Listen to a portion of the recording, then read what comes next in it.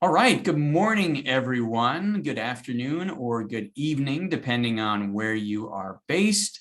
Hi, everyone. I'm Paul Grand. I am the CEO here at MedTech Innovator. For those of you who haven't been with us before, MedTech Innovator is an accelerator focused on finding the medical innovations wherever they are in the world that we believe can keep us all healthy and living longer lives.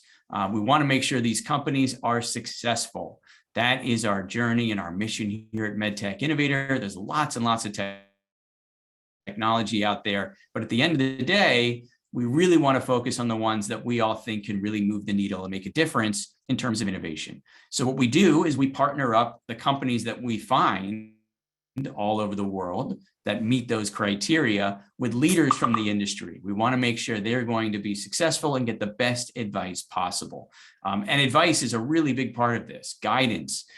We found that really great innovators are all over the world, and many of them don't have an ecosystem surrounding them that has a lot of experience. And so you get what you get in terms of experience and guidance. We want to make sure that we've got the best in the world. And so that's what this webinar series is about. In addition to the companies that are part of the MedTech Innovator Accelerator, we open this up to you, anyone who's on YouTube, to watch, so that you have an opportunity to follow along with our accelerator and learn from the best. And today is going to be no exception to that. We've got a great panel for you to talk about partnering with payers and health systems. Now, you'll hear a lot if you're in the development stage from people that'll say, oh, you're going to want to do a pilot somewhere, and maybe you're already doing a pilot, or maybe you're already partnering with a payer, or maybe you're not, but it's something that you're thinking about. And that's what we're going to be talking about today, what's involved in that. It's something that can be fantastic for your company, or it could perhaps take up a lot more of the resources than you were prepared for. So we're really going to talk about what's involved in that and get some advice from some of the experts that are out there in the industry. So what we're going to do today is have an hour-long discussion with two experts, as I mentioned. That's going to be broadcast here on YouTube. For anyone that's on YouTube, you can put questions into that little comment box on the side. We'll monitor that. I'll try and pass those along to our panelists as we discuss the conversation today. And for those of you who are here as part of the MedTech Innovator Accelerator cohort in our Zoom, you put your questions into Q&A or click the chat button if you want to ask me something or clarify something during the discussion. So that's it. Those are the rules. It's going to be a lot of fun and a really interesting discussion. This is one of my favorite topics. So with that, let me introduce our two panelists for today. First, Sandra Elliott, who's Vice President of Life Science and Innovation for Hackensack Meridian Health. Sandra, you want to tell us a little about yourself and Hackensack Meridian and what you do for the organization? Sure. Well, thank you very much for having me here today. I'm very excited to share some of our lessons learned and some kind of share some advice as well as you're looking to develop pilots or programmatically get into the market. So Hackensack Meridian Health is an actual health delivery system. It's the largest in the state of New Jersey. So we provide care to basically half of the state as it exists today. Every element of the continuum you can imagine, we have. If you've got products or solutions targeted for nursing home patients or at-home patients or high-end critical care patients, we have a lot of different touch points and can help understand the impact of some of those technologies in a lot of different areas of a health delivery system.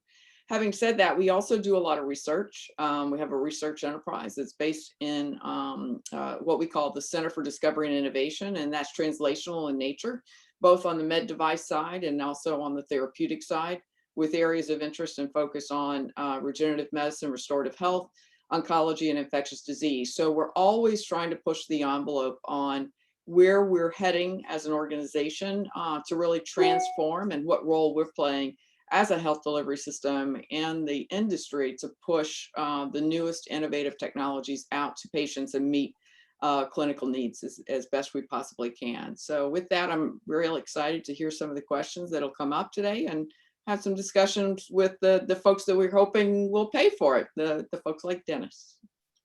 All right, great. Thank you very much, Sandra. So Dennis, that was a good segue to you. You want to tell us about yourself. Dennis For those of you who haven't met Dennis Hillen before, he's the Vice President, Southeast Regional Leader for Oscar.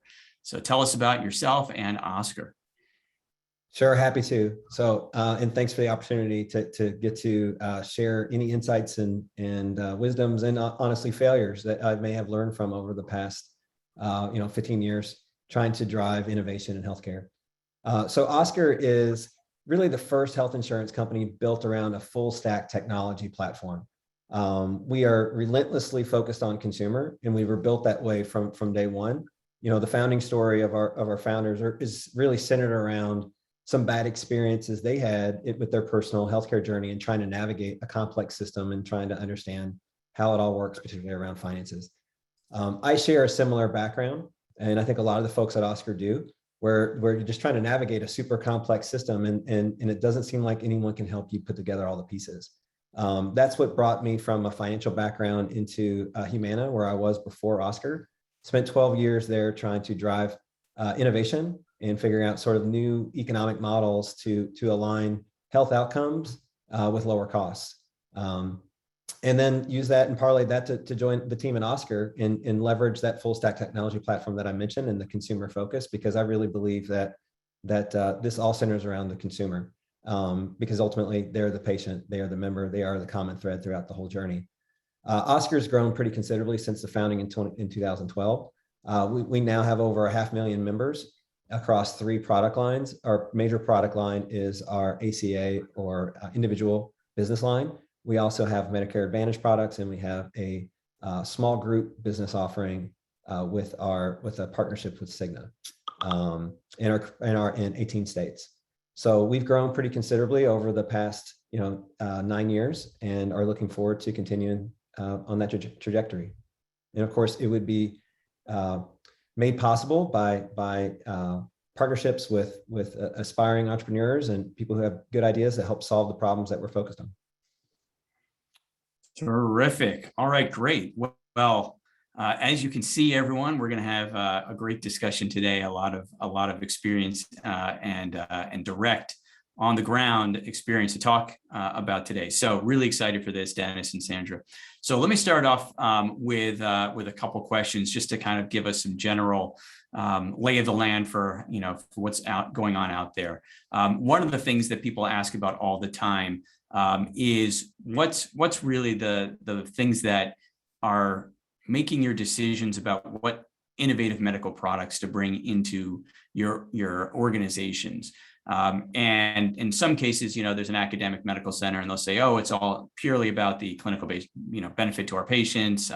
Other times people will say, oh, it's all about cost, and some others, it's some blend of the two. So I'd like to just hear from each of you just a little bit about, that decision-making process, how you choose whether or not to bring in a new innovative medical product, basic, we're not going to obviously be able to get into too much depth, but let's start off with Sandra on this. How do you make those decisions? Yeah, surely. One of the things that is very critical for us is we have very specific clinical goals that we have for the organization. And those are really targeted to, first and foremost, a lot of the same metrics that every other health system is really focused in on, which are really, those US News and World Report key metrics, clinical outcomes that we're being judged or using to negotiate contracts for managed care companies based on a certain level of quality. So first and foremost, the key question we always ask is, where clinically does this fit? And does it have what we like to term, and you mentioned it earlier, Paul, the ability to move the needle? What needle is it going to move, and how big of a move can it help us make? Because for us, it's about, once we start down a road, we're looking for incremental opportunities, of course, but we're really looking beyond that. We're looking for those things that can move the needle pretty aggressively and measurably, demonstrate an impact on a clinical area of care. And if we think that it's clinically appropriate and it's not what I'll call out of the realm of possibility on the financial really is less, or the cost is less important to us initially than the outcome. But outcome first, and then second, we then look at the cost or the overall cost of care impact that technology will have before making a decision about bringing it in. But it's always based on clinical expertise and moving that needle in the front end. All right. Well, there'll be more to dig in there. So I'm going to come back to you on that, Sandra. But let me move over to Dennis for a minute. So Dennis, I know there's just no shortage of people, I'm sure, who are banging on the door at Oscar and wanting to work with you to do some kind of a pilot. So again, or just bring in a new technology. I'm sure there's a ton of those. So, how do you make those decisions at Oscar? Well, first, want to echo the point about moving the needle and just some insight, into how I think about that. The benefit of being at a payer is you get perspective of the whole population that you have the responsibility for serving and making sure they have access to appropriate care. As we head down as an industry towards more value-based care orientation, increasingly that is aligning with health outcomes. So we use and look for opportunities where we think we can have the biggest impact across our population, where either through common conditions in the population that's pervasive within our markets or a specific market in particular, and then the ability for the solution, as through its efficacy, to actually make an impact. To your point, there's no shortage of solutions. There's also no shortage of problems. But we have to prioritize. We have to be focused so that we can execute on the things that are going to have the biggest impact for our members and ultimately for their outcomes. All right, good. So we can dig into more details on that as we go. So thanks for those general kind of ways of looking at things. So when we think about working with outside innovators, there's a lot of different ways to do it. I know, Sandra, you do everything from purchasing a product, doing a pilot, investing in companies. I know there's lots of ways to get involved. So maybe just let's talk a little bit about some of the business models that you do entertain or that you do offer, because a lot of people may not know. And then also maybe an example of a successful partnership or pilot, and kind of what made that successful. And if you can't name the product, that's fine too, but you could just give us kind of a general description. Yeah, and I think you nailed it. We kind of do a little bit of everything. So a lot of it depends on what the stage of the development is of that product or solution, or how close to market it is.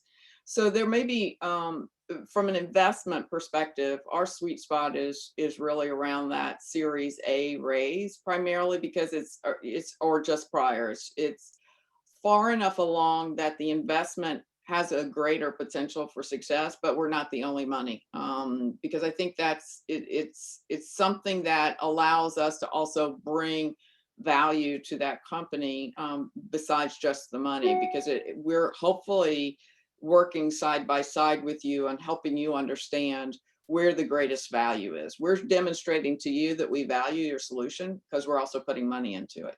So there's a very different kind of partnership that occurs as a result of that. But the goal is to really ensure that we're helping guide that solution into a commercializable stage, if it isn't close. And a lot of, like I said, depends on either the technology, the solution, or and sometimes some of the leadership available to really get behind some of those individual investments. Having said that, we still work with a lot of organizations that sometimes we don't necessarily make an investment in, primarily because it's our investment would be kind of like peanuts to some of those companies, and so we partner with them to help them either co-develop or pilot in a way that makes sense. And piloting in a way that makes sense to us is helping be that use case, that proof of concept that gets you data, that not only gets you data to help you either secure additional funds, but also to get additional clients. So those are the two primary ways in which we partner, but it can take a myriad of all of one or a little bit of everything. And we do have some companies that we've partnered with that literally have been more of rolling out recently. We're starting to develop relationships where we're really helping pilot the technology. We're not giving any cash, mainly because they don't need it, but more importantly, as a result, we're also getting some equity in that company as well. So because it does increase, just having us on their cap table has made a huge value proposition for them to demonstrate acceptance in the marketplace by potential purchasers and clients. So again, we do a little bit of everything, but a lot of it depends on the technology and the magnitude of the problem and solution together. All right. And when you do make those investments,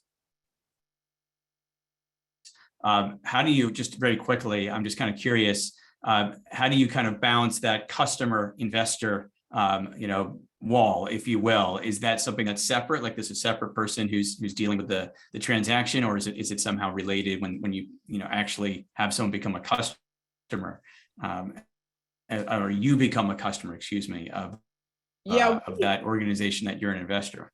We usually, so for example, I'm still that individual that's probably more on the investment side than the customer side. So if there's customer opportunity, they still have to go through the process that they normally would do. So the critical thing for many companies that we work with, we're also providing them an understanding of how to get into that purchasing process, who the right players are, how to engage those players, and also how you've got to sell it, because you've still got to sell it just as well internally to our folks as you've got to other folks. Just because we made an investment doesn't mean you're a guaranteed client. We're a guaranteed client.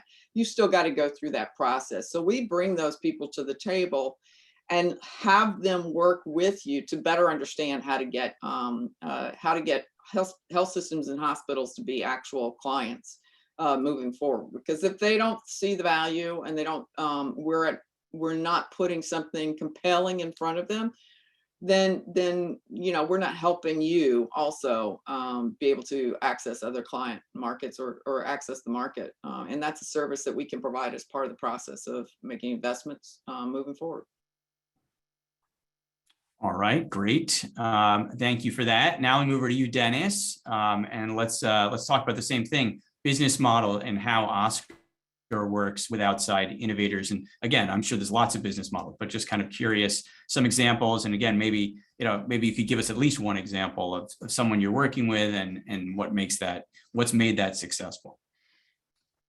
Happy to, and also would like to speak to a little bit of my past experience, because I think that there's a lot of models here. There's a lot of room for creativity, right? And I think that that's going to be important. Depending on the solution, depending on the company, the maturity of the company, and the problem it's trying to solve, and most importantly, the customer. I think having a creative mindset to figure out what is that right intersection to where you can find out how to fit into the opportunity is going to be important.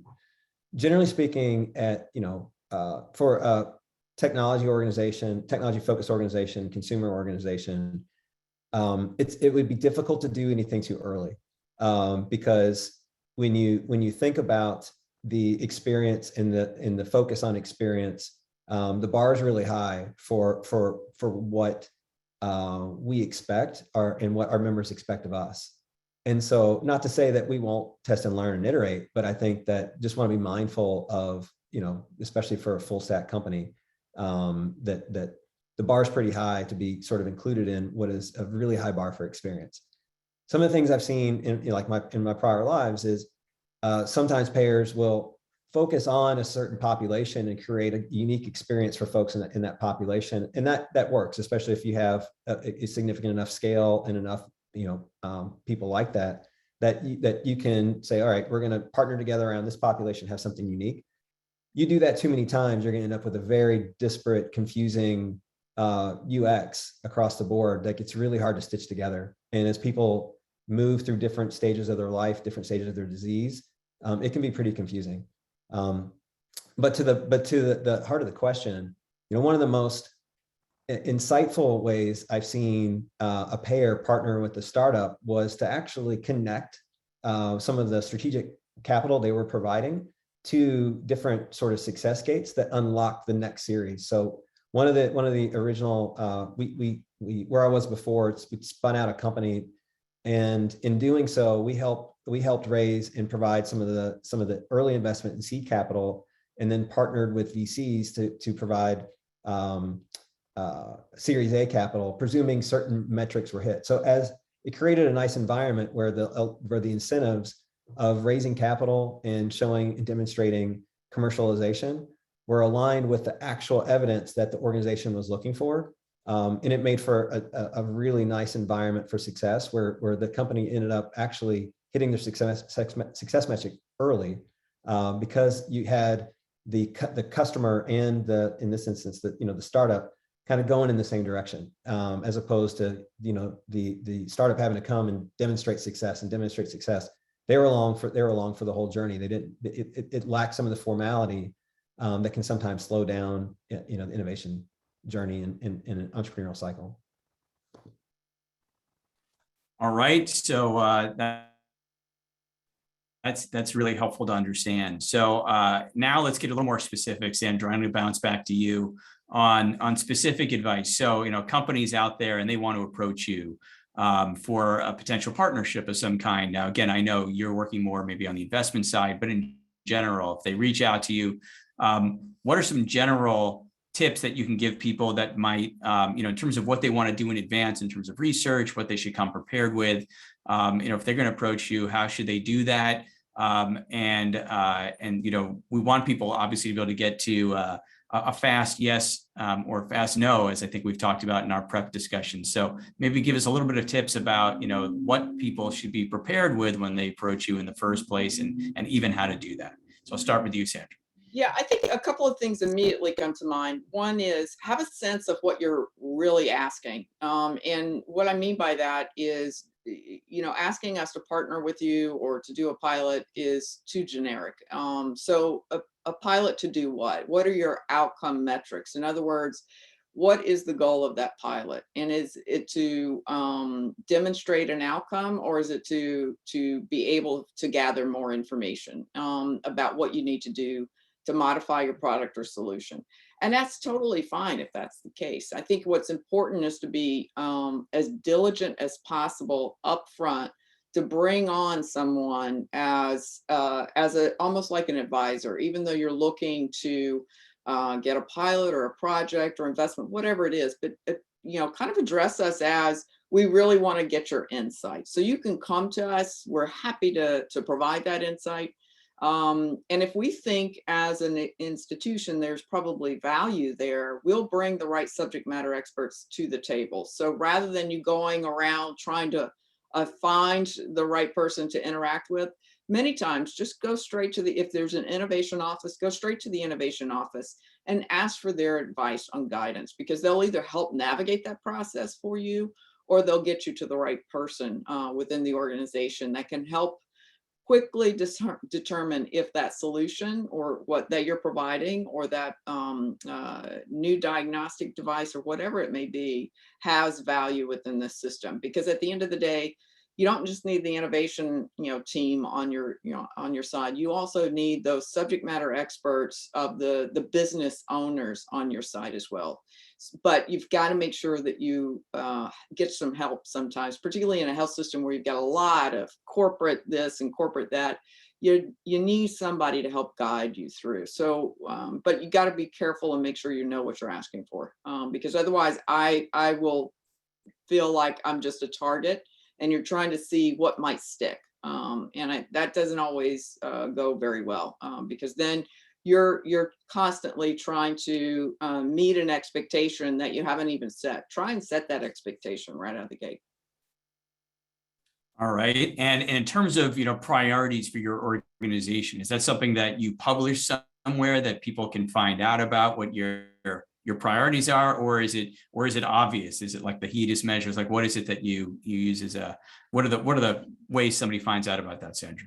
I think the first is go straight to U.S. News World Report and HEDIS measures, those things that organizations are already working to strive to demonstrate that they're better than a competitor, for lack of a better analogy, or that they're valuable in the marketplace. Because at the end of the day, they're everybody measures. And if you can target your conversation around how your solution actually does enable a health system to minimize infection rates, quality, all those things that everybody is working on, then you've not only got targets that we would be very interested in, but you've got targets that the rest of the country is going to be interested in. And, you know, being able to create value from the perspective of your outcomes to what our CEOs and executive staffs are already struggling to accomplish will go a long way to really identifying the right areas of focus for us. They're going to be everybody's focus. All right, great. Thank you. And now, Dennis, let's bounce over to you for the same topic here. So, you know, any particular advice for early stage companies that are approaching you as a partner, either from at Oscar or your past experience, and then also, you know, I know you were pretty strong on this idea of not stretching people out with a long no. So, give us some tips on how to avoid that. Yeah, absolutely. And I think even worse than a long no is a long maybe. And where it just sort of sits in perpetuity forever, and especially for a startup that's lean on capital, time is really, you know, in addition to money, is one of the most valuable assets, and you hate to see that get kind of bogged down in large organizations, in large organizational behaviors, and what it takes to unlock innovation in a large organization. It can take a long time, and so, you know, I think, you know, building on what Sandra was suggesting, you know, making sure you got the right entry point, that which gives you a champion is going to be critical. The other thing I would suggest is building on Sandra's point about, you know, really focusing on the solution. I think don't fall in love with the solution so much that you forget what problem you're trying to solve. And I think that as you think about your pilot design, the study design, the metrics, again, kind of building on Sandra's point, if you do that, the problems that matter to organizations like Oscar or any other payer are not going to be unique to them. And if you get so focused on the customer and maybe how they articulate the solution or how they want it to fit, you're going to have problems running into scale. When you go to the second customer, like, well, that was their problem. That's not my problem. That's not how we think about it. So would make sure that as you go down this path, you have those champions. You're always focusing on that macro problem that you're looking to solve. It's probably rooted in your founding story anyway, and why you signed up for it. But don't lose sight of that as you go through what can be a guiding process with a commercialization partner that maybe take you off track to the ability to broader commercialization and scale. Well, let's talk a little more specifically, Dennis. So in terms of success metrics, are there any other ones that you want to tell us about? What are, you know, for at least for your organization now, what are some of the key success metrics that are important to you? Well, it matters on it depends on the type of solution, right? But what I can say is you know, depending on what it is, if it's focused on improving health outcomes, if those health outcomes lower total cost of care, those things, like, that's the kind of stuff you're looking for. And then obviously, I don't mean to be too generic, but I mean literally the things that can demonstrate across the triple aim. Things I look for and will continue to push for is, well, it may improve outcomes, it may have improved costs. What are the actual patients saying about it? What are the members saying about it?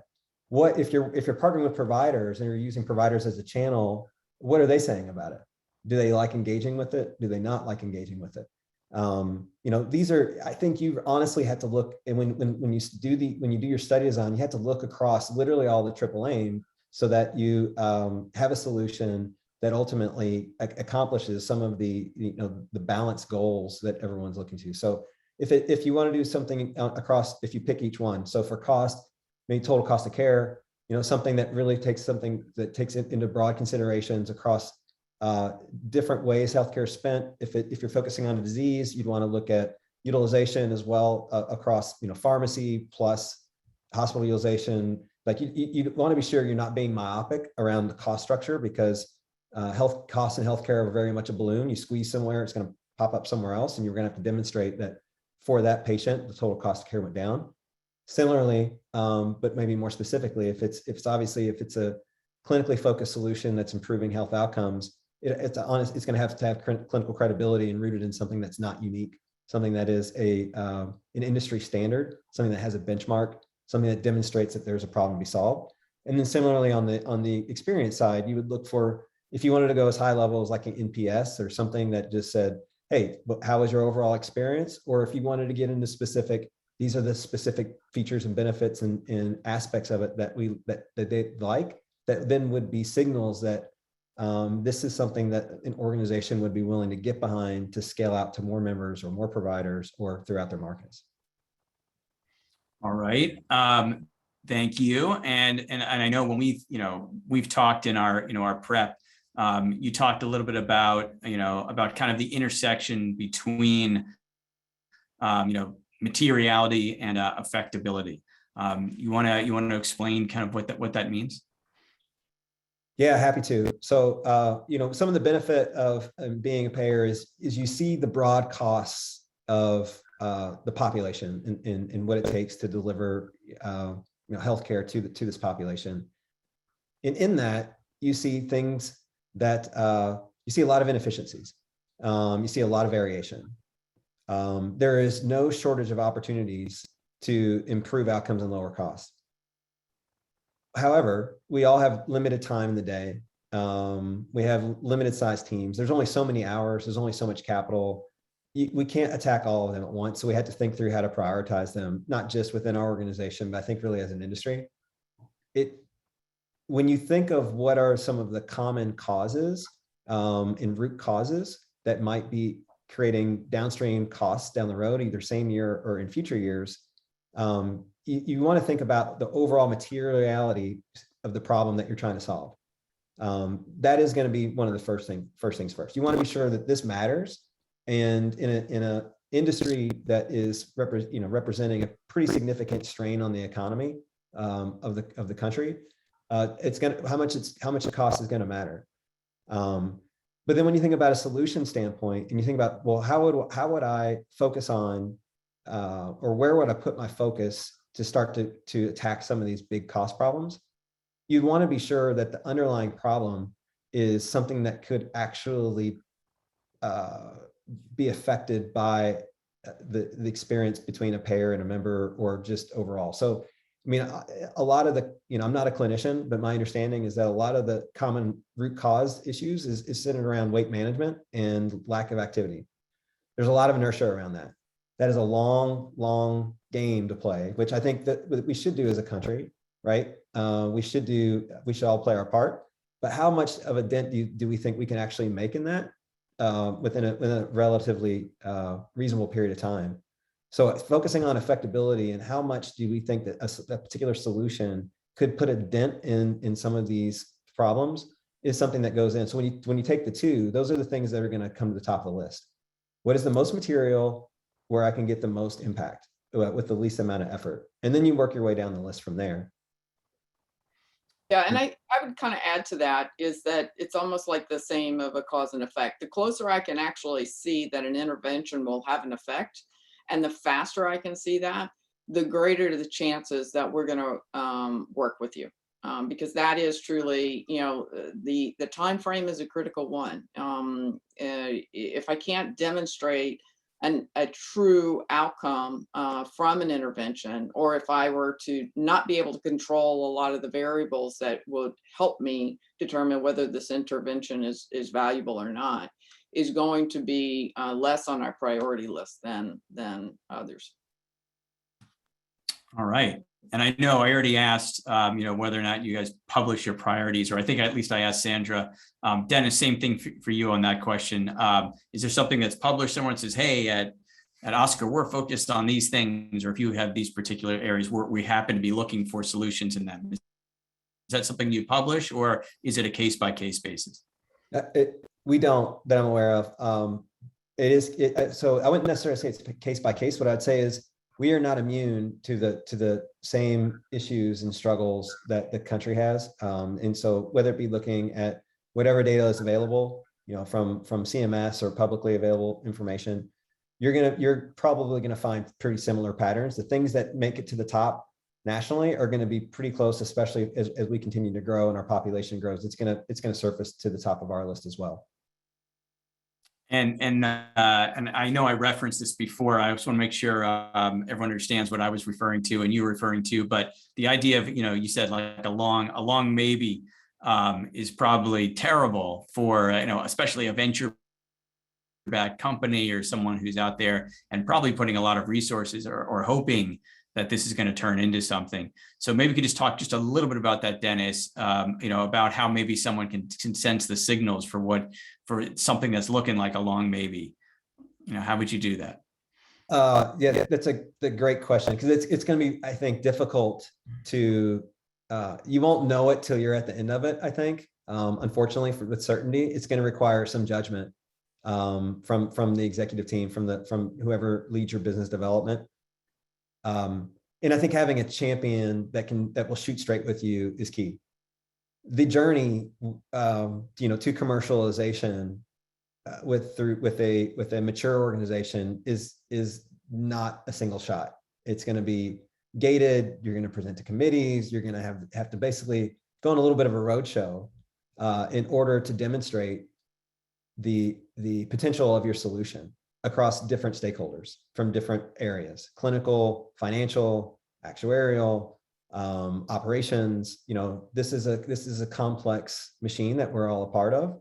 And for something that has the ability to improve outcomes, that touches members, it requires coordination and alignment across a broad set of stakeholders to get to scale.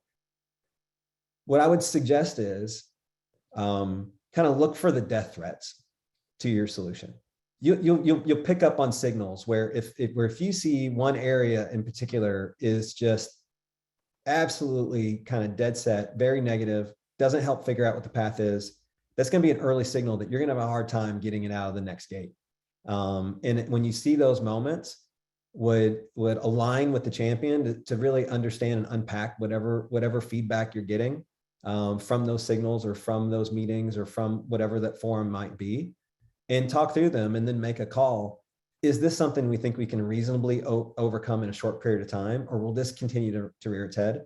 Until it's resolved, it will probably be a blocker to your success. And so try to isolate whatever it is that is that death threat level feedback that may be coming from your journey. Isolate it and then see if it's something that can be resolved. I've seen oftentimes some organizations ignore it and think that they can exert maybe or leverage an executive relationship to get past it. At the end of the day, this is probably going to fall back to a team to implement. And while oftentimes, executive encouragement can go a long way, you don't want anybody that you're trying to partner with not rooting for you, because then you're just not going to make it out of the next gate. So be looking for those signals and then hit them head on. Yeah, great advice. And Sandra, I'm going to come back to you now on a similar topic, but a little bit different, which is early stage companies that have not had a lot of clinical experience. Maybe they have some, small amount of clinical experience. They're coming to you and they're saying, "Hey, we want to try this out at Hackensack and Meridian Health." Is that something you'll entertain? Something that has either no or very little clinical experience already? And if you will, like, how do you evaluate whether or not you should do that? Yeah, we do entertain it. I think a lot of times it has to do with what's the risks, that are associated with this. How high risk is this from a standpoint of a patient or patient experience, and where you are in those conversations, regulatory pathwise, because I think that's really going to be the critical component for us. If you've already had discussions with the FDA, for example, that goes a long way, and willing to share what the FDA has said, even if they're early meetings with them, and you're not quite ready to go that next mile. But if you're willing to work with the FDA and us in defining those steps going forward and see the FDA as a partner, we're much more open to be engaged at a clinical within the clinical arena with early stage companies. The other is we'll really target our subject matter experts in those areas, and if they tell us this has huge potential, I can see how this is going to evolve, just got to get on a regulatory path, then that goes a long way internally for us as well. But we don't base it on just one or two critical factors, but a lot of it has to do with the team, quite frankly, in ability that they bring and expertise that they bring to the table, either through themselves or the fact that they're looking to enhance their team, that will give us the confidence that they'll get through those next levels, and it's worth working with them on. And following up on that, from just as a practical matter, for those companies that again have a little bit of clinical data, perhaps, or still very early in that process, as you said, maybe not even approved yet, would you participate in some way, maybe financially contributing to a clinical study and saying, hey, this is going to be, if you have that champion, as Dennis was saying, who's in your corner, and you've got someone, maybe your physicians, who are saying, really, this is going to have a huge clinical impact. Is that something that your system in particular at Hackensack Meridian would potentially pay for the clinical studies in some way? It's possible. I will tell you that if we're going to do that, we're probably going to invest in you and request some of those investment dollars be targeted towards that. So in fairness to us, money, a dollar is a dollar. The question is, where am I spending it and where am I getting value? And I think that's, we would do that and we've done that before, with an expectation that certain clinical trials would come back to us, then we would be able to participate in those trials. But there would be paid trials with IRB oversight. A lot of it has to depend on what it is, but if we're going to make an investment, then our goal is to use that investment if need be to really pay for that study. All right, so let me go over to you now, Dennis, for a minute, and let's talk about pilots. Let's switch topics here and get more into pilots specifically. So, again, I know there's lots of people who are banging on your door, I'm sure, to do pilots. And so when we talk about the goals for a pilot, what are the kind of the goals? Is it clinical efficacy? Is it the business model validation? What's the goal of a pilot? So it's a good question. It largely depends on the problem that it's trying to solve. But from my view, to the extent, I think it's got multiple benefits. Probably maybe a little bit different for each entity involved. We've had pilots where we have together partnered with ourselves, a provider, and then a solution, where the three benefits are different, right? We're looking for evidence that this is going to affect the outcomes that matter, help us drive, and improve affordability of care and keep premiums affordable, right?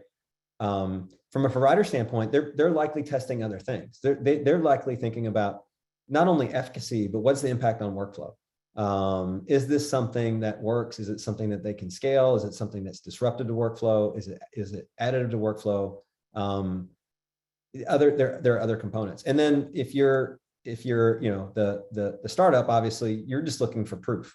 You're looking for some sort of validation that there are results behind your idea and that it is worth going to the next level. So one thing I would suggest, and one of the things we look for is I've yet to see sort of pilot results that answer every question that folks may have. And so being focused on whatever it is that would be a gating factor to at least kind of make it to the next round, keeping the pilot focused on that so that it can be pretty tight in regards to, did it work, did it not work? How can it iterate? Should it iterate? Because that's one thing, while pilot rigor, I think, is critical, especially for anything that pertains to clinical outcomes. Personally, philosophically, I'm curious about how that intersects between, with iteration. Part of what, study design requires there to be some, standardization. We all know healthcare is local, healthcare is personal. So how do those two things add up? I don't know, but what I can tell you is that if you focus on, metrics that you can start to prove and get leading indicators of quickly, or that indicate that it is not working, you can iterate without waiting till the end of a pilot to say, hey, this isn't working. Let's go back to the drawing board. Let's tweak it.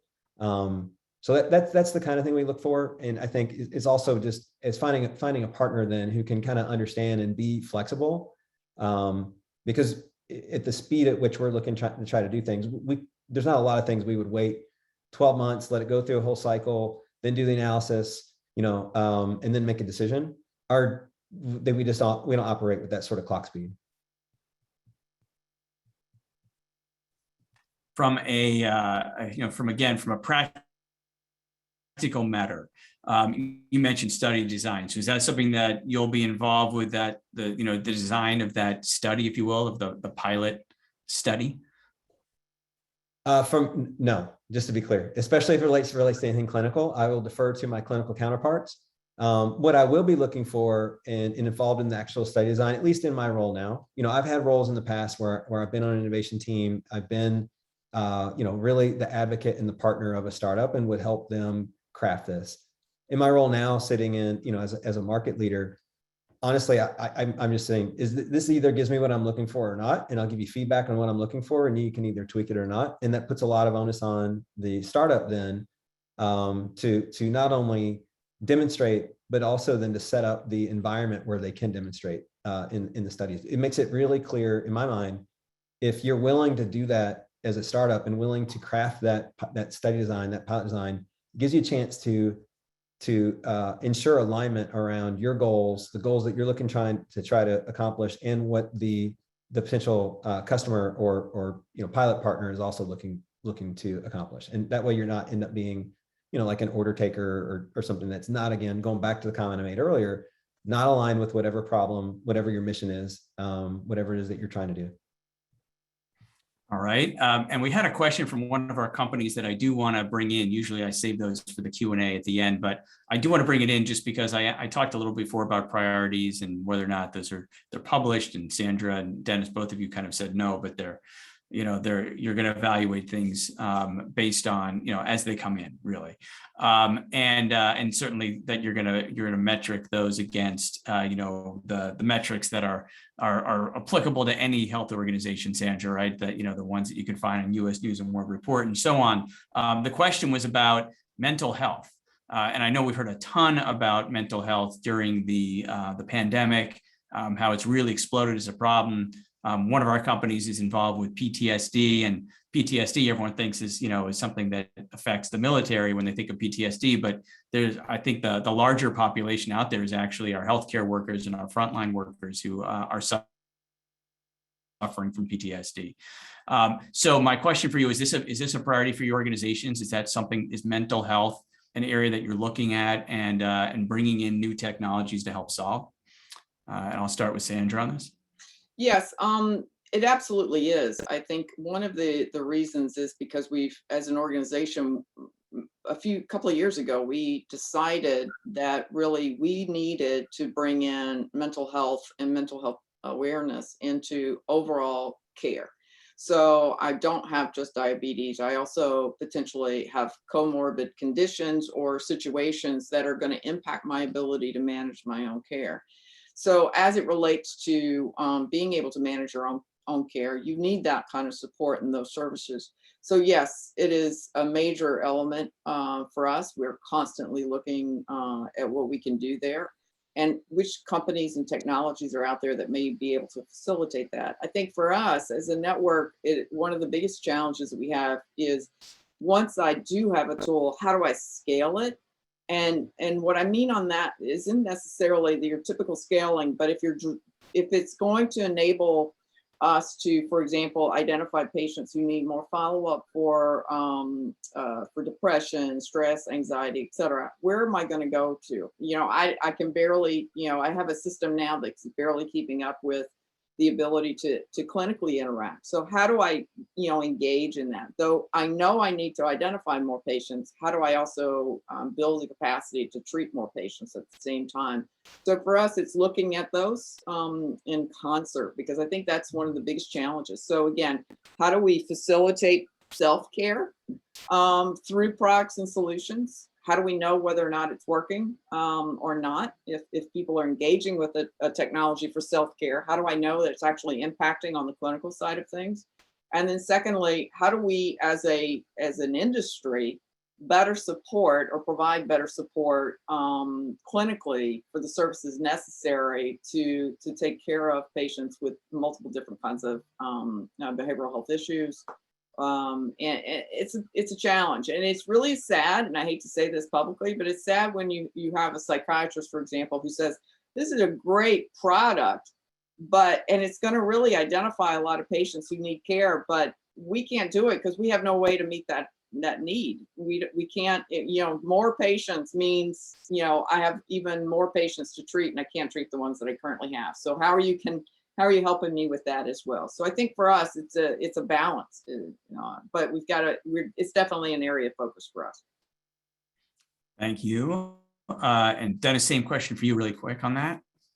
Yeah, it is for sure. And one of the things I hope that the industry can do and startups can do is help. I think we all know, and Sandra even alluded to this, that mental health can exacerbate physical health, right? Issues, and it creates maybe a vicious cycle between the two.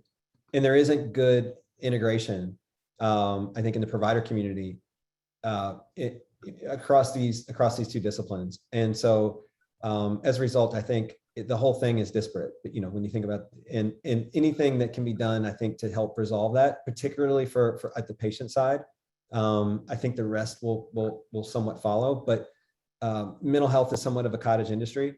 When you think about how, the from a network standpoint, from a provider standpoint, there are a lot of challenges here that I think stand in the way of good solutions that can scale for a national plan. But not to say it's not a priority. It's just, it's hard. And all the way from beginning to end, from analyzing the total impact to implementing a solution to then ensuring that people are engaged in a solid care plan that continues to stitch these two things that are currently disparate together. All right, great, thank you. All right, so back to our regularly scheduled topics. So some of the other ones I wanted to cover in the last 10 minutes or so that we have our live first hour. And so a couple of things I wanted to cover. One of them is the question of scale and of what that could do, or maybe we should say support, and what that could do to a company. It's something that I hear a lot out there, this idea of kind of death by pilot, that, everyone says they want a pilot, but then once they get one, it could consume all their resources. So I just want to cover, kind of generally speaking, some expectations on your end. You enter into a pilot with someone, and I know it's going to depend on a case-by-case basis and depends on what the solution is. But, what are you expecting to see? A lot of these companies might have only a couple engineers and a CEO or, a marketing kind of person and stuff. They don't have, a deep team with a huge customer success team and all that. Do you need that to be in place? Like, what are you expecting to see on the other side of the table before you enter into a relationship in terms of a team? And then again, expectation wise, like, how much interactions are going to be, how much time are these companies going to have to be devoting maybe to supporting you as a customer in a pilot? I just want to give people a little bit of an expectation so they're ready for it. So either one of you, whoever wants to take that first. Dennis, you want to go first? Yeah, I'm happy to.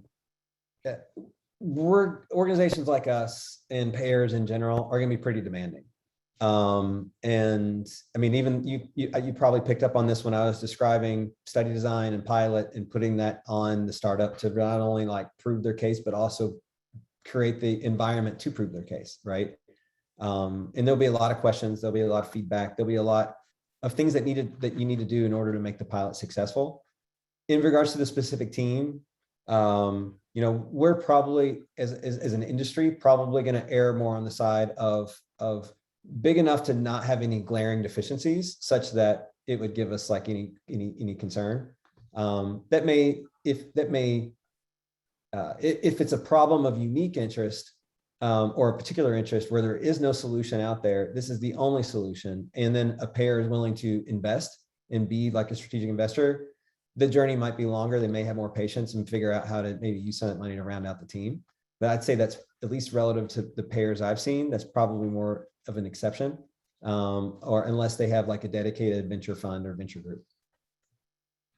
Yeah, I would kind of echo the same things. I think for us, it's, if your pilot requires a lot of work on the part of people within the health system, and I mean that as far as implementing, it's going to be a harder road. So if it's depending on the solution, how much is required to actually implement becomes more of a challenge. And the team that's supportive in that startup is really going to be dependent, how we look at that team necessary is really going to be based on how much effort it's going to take on our side. If it's going to take a lot of time and effort on our side, we're less likely to do it. And I unless it is so compelling that, kind of going back to, we see strategic value in this, then we might be much more inclined. But a lot of it has to do with what is that scope of the pilot and how hard is it to implement that pilot